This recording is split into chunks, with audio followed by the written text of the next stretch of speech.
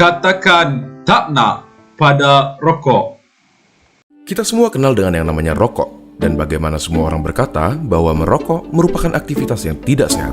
Tapi sebenarnya bagaimana sih rokok mempengaruhi badan kita?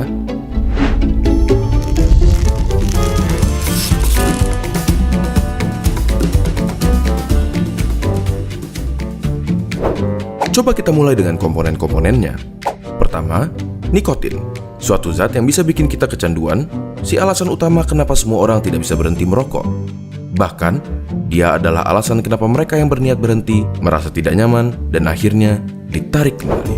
Selain nikotin, ada sekitar 7.000 bahan kimia lainnya yang terlibat dalam proses membakar satu batang rokok, di mana diantaranya ada beberapa yang akan menjadi aktif dan dapat merusak badan kita.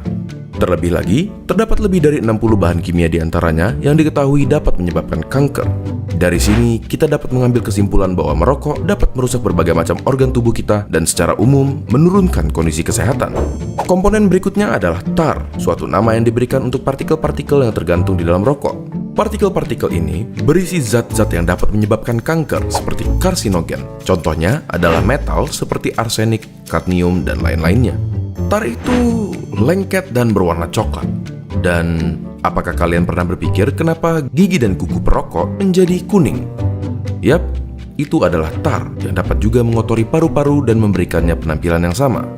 Zat yang berbahaya berikutnya adalah karbon monoksida, suatu gas yang dalam jumlah banyak dapat berakibat fatal karena menggantikan oksigen yang seharusnya tersirkulasi di darah. Gampangnya seperti ini. Di darah terdapat sel darah merah, dan di sel darah merah terdapat hemoglobin. Pada mereka yang tidak merokok, oksigen mengikat ke hemoglobin dan diantar ke seluruh tubuh. Tetapi, karbon monoksida dapat mengikatkan dirinya ke hemoglobin lebih mudah dari oksigen, dan akhirnya menggantikan oksigen. Kalian mungkin berpikir, ya sudahlah, apa masalahnya oksigen diganti karbon monoksida?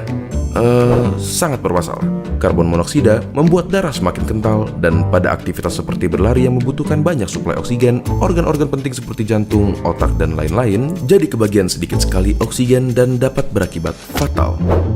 Selain itu, di dalam rokok terdapat sesuatu yang bernama hidrogen sianida. Paru-paru kita biasanya mempunyai rambut-rambut kecil bernama silia yang membantu membuang zat-zat asing yang memasuki saluran pernafasan. Hidrogen sianida menghalangi tubuh kita dalam melakukan proses tersebut dan membiarkan bahan-bahan kimia seperti hidrokarbon, nitrous oxide, organic acid, dan lain-lainnya yang ada di dalam rokok berkumpul di dalam paru-paru dan merusaknya.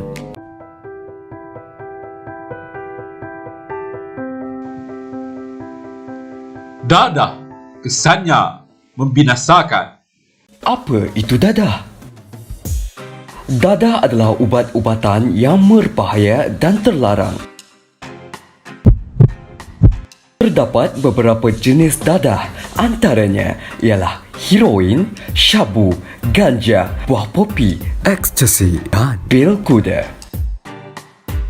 Pengambilan dadah akan meninggalkan kesan yang negatif. Manusia mempunyai sistem ganjaran di mana dopamin dihasilkan, iaitu bahan kimia semula jadi. Apabila seseorang itu berbuat baik atau mencapai sesuatu, dadah merangsang pembebasan dos dopamin yang luar biasa.